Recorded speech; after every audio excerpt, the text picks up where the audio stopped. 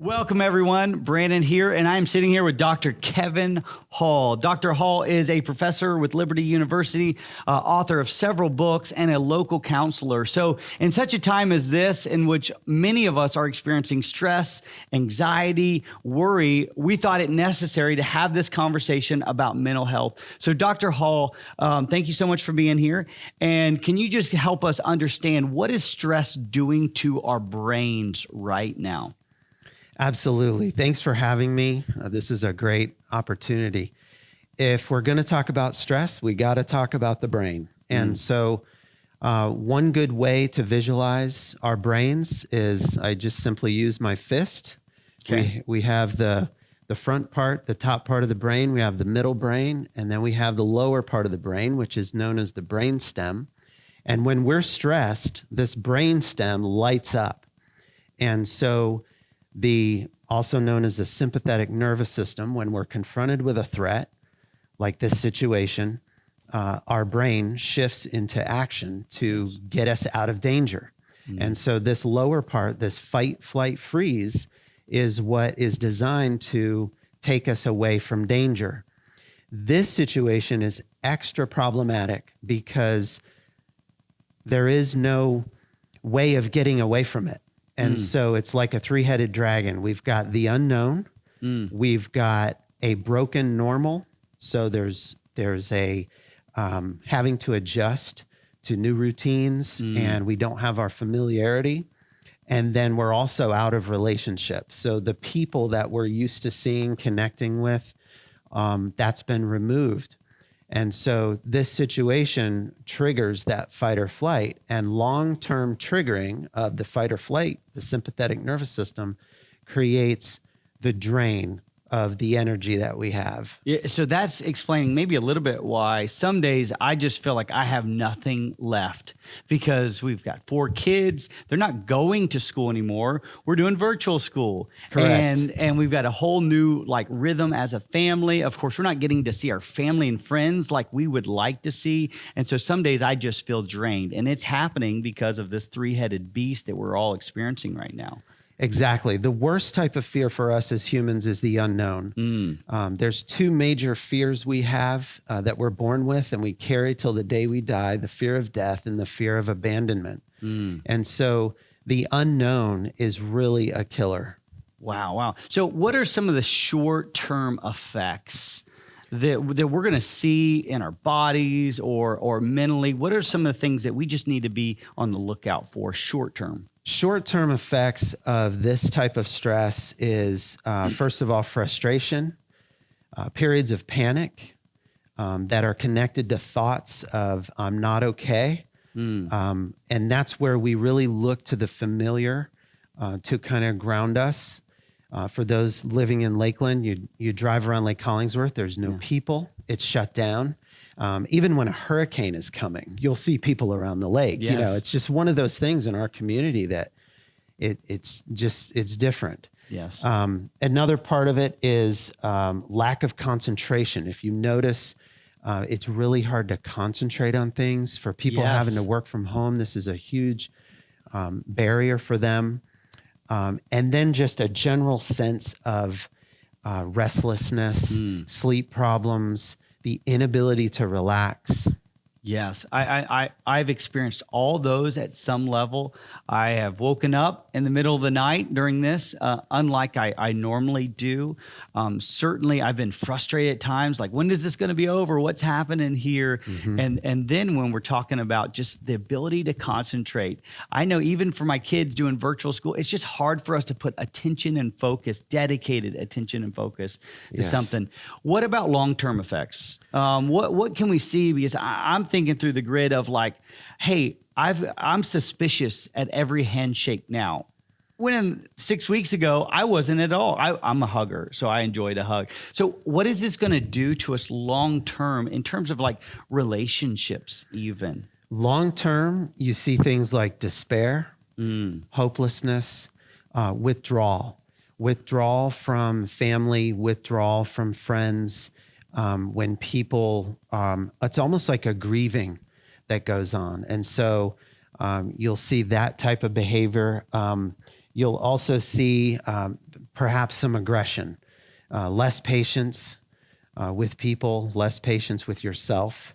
And a lot of times it's directed inward. The long-term effect of stress can be a loss of the sense of self, which is probably one of the most destructive things of it. So, and again, back to the brain, when we're stressed, when that brainstem is active, when the fight or flight or freeze is going on, we can't access the top part of our brain, which is where the logic and reasoning is.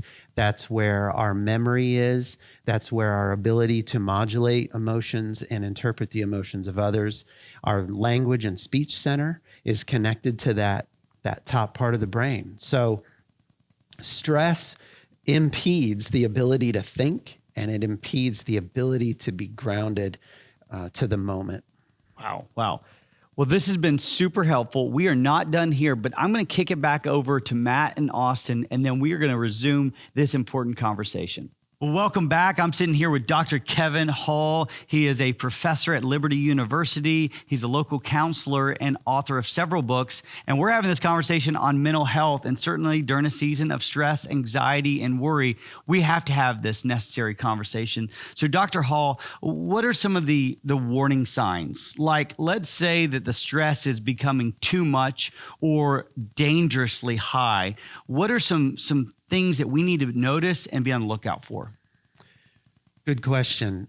One of the biggest warning signs is our natural instinct when we feel out of control is to try to soothe ourselves, to get out of fight or flight. The brain and the body naturally try to do that. So the parasympathetic nervous system is always trying to make things equal and to achieve equilibrium. So one of the warning signs is destructive self-soothing. So for anybody out there who's struggling, who struggles with overeating, or struggles with pornography, any type of addiction, you'll notice that in this season, the urge for those things has ramped up because there's an overlay of extra stress. And so the instinct is to soothe that. So those patterns come back, and the other piece of it is that we've lost our ability that we normally use through going to the gym or I'm a swimmer. So right now I can't swim. So I'm realizing what a huge piece of my mental, emotional, and spiritual connectivity is missing. So the other one is a loss of faith. Like I said, when there's that long-term burn of stress, you start to depersonalize. You start to break away from yourself. You lose your sense of self. And so that ramps up the urge to fix it, make it better, and to soothe myself. Wow. Okay. So this is really, really important. All of you need to be aware of the self-soothing, destructive behaviors. I mean, the ways that we used to cope with stress may not be available, like swimming. And we certainly need to be aware of the times in which we're just on edge a little bit. So could you give us just some steps? Like, what are some things that we can do to in a healthy way, cope with the stress, the worry, the anxiety? If we're seeing these signs, I mean, red light, we're seeing them. What should we be doing right now to soothe in a healthy way? Great question. Back to the brain. Yeah. Thankfully, there is a way to turn off the fight or flight system, the sympathetic nervous system, the activity of the brainstem, and shift over to upper brain operation. So we have to relax our body. The first thing, get the body relaxed, the mind and the brain will follow. So one exercise that I teach people is simply, and you can do it right now where you're sitting, just simply relax your stomach muscles. Just let your lower abdominal muscles just completely release. Just let your belly just completely go soft. And now take a deep breath. And now release it. And one more. And release. And as that air goes out, just let your belly go soft. and tell me what you feel in your body. Well, certainly there's a sense of calmness Yes. just by doing something as simple as that, releasing the belly, breathing. I feel a little more calm. I saw your shoulders go down. You probably didn't even know that there was tension there. And for those watching, you didn't know I was going to do this with you today. But when you relax the core, there's nowhere in your body that you can be tense. The signal is sent from the body to the brain. There's no danger. So if you imagine a bubble around us right now, in this moment, is there any danger right here, right now? No danger. Is there any virus? No. No. Are we sick? No. Do you have what you need for this moment? Yes. And you're doing everything you're supposed to do in this moment. Yes. So where's the fear? Not here. No fear, right? Yeah. We ground to the moment. And by the way, for those who are Christians, this is where the Holy Spirit is. It's present. It's mindful. It's with us in the moment. So when I leave the moment, I go to the future, which is the abyss. I have no business being there. I have no grounding in the future. God's there, but I can't go there. The past, I go to the memory of the past. It's a murky mire of regret and shame. The future is the fear of the future. And so when I'm pulled from the moment to the abyss, I can't function. And so that's what this type of stress does. It puts us in the what if. So we have to mindfully ground ourselves to the moment. That's really good. That's where our faith is active. That's where relationship is. I can't fully listen to my spouse, my children, if I'm not fully present. And so most of us walk through life anyway, pulled. We're pulled to the past. We're pulled to the future. We've got so much going on that when we interact with people, we're only giving them a small percentage of our attention. Wow. This is why someone like Mr. Rogers was so powerful. He had that ability to fully connect in the here, in the now, and block everything else out. And people were transformed just from a random encounter. And so relaxing the core, doing breath work, brings us to that grounded, centered space. Yeah, where we can think logically about things and rationally, and as a believer saying, God's with me, the Holy Spirit's here. And Jesus himself said, hey, don't worry about tomorrow. Today is enough. What you have on your plate is enough. And so grounding in that moment is something that Jesus said a few thousand years ago. Yes. Right here, right now. Don't worry about what's to come. This is really helpful. Can you give us just a hopeful send-off? Why do we have reason to be hopeful when we do feel so much stress and anxiety and fear? Well, in the moment, we find our faith is real and active because that's where the Holy Spirit is.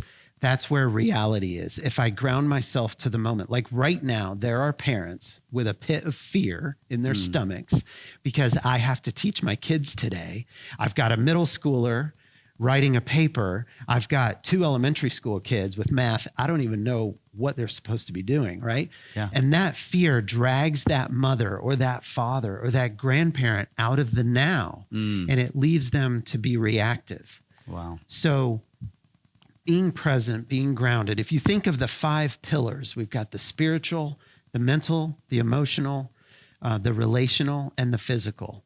So nurturing each of those, the spiritual with prayer, with Bible reading, the physical with exercise, even though, we're in a different space, we can still exercise our bodies. We can. The mental and emotional is through being grounded, through I can check my thoughts. I can access my higher ordered thinking. I can plan when I'm relaxed, when I'm in that space. And then the relational. Who can I reach out to today? Who can I teach? Who can I mentor? And so that whole thing put together gives us hope because it puts us back in the sense of I'm grounded here in the center. I've got my access to my faith. My spiritual self is being nourished, Right now, Romans 8, 26 and 27, the Holy Spirit is praying for me. I'm already forgiven. I don't have to be afraid.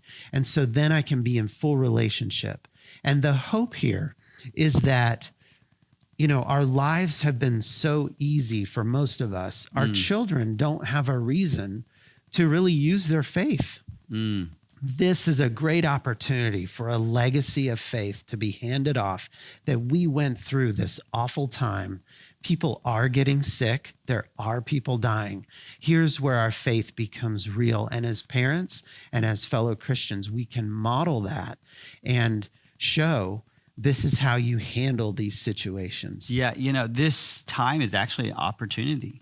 It's an opportunity for us to grow deeply in our faith. Even yesterday, spent some time in prayer with my kids, and in the busyness of normal life, that opportunity is not afforded to me often. Right. And yet I notice every day I'm with all of my kids, and we're together as a family. We're eating more meals together. So there's so much opportunity to do exactly what you're saying. In a time where there's fear, anxiety, frustration, I can actually leverage this by living in the moment and being present with my kids, and us doing things that cultivate a strong faith. That's so Absolutely. good. And I've got families who, you know, they're incorporating the breathing with the family.